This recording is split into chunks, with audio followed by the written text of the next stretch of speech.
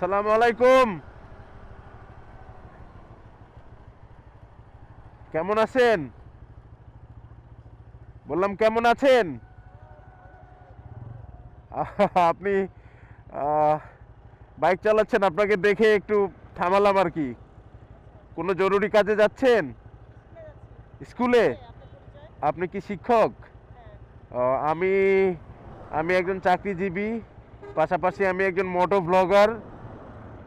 Blogger and আমি আসি হচ্ছে মেন্টরস এডুকেশনে। ওখানের ক্রিয়েটিভ লিডার হিসাবে আছি। অ্যান্ড আমি বাড়ি যাচ্ছি, আমার বাড়ি হচ্ছে রাজবাড়িতে। তো আপনি এরকম একটা গ্রামে বাইক চালিয়ে যাচ্ছেন একজন মেয়ে হয়ে, এটা দেখে আসলে আমার কাছে খুব ইন্সপিরেশন লাগলো, তাই আপনাকে ডাক দিলাম। আপনি কোন স্কুলে শিক্ষকতা করেন? প্রায় সরকারি স্কুলে? ও, প্রাইমারি স্কুলে।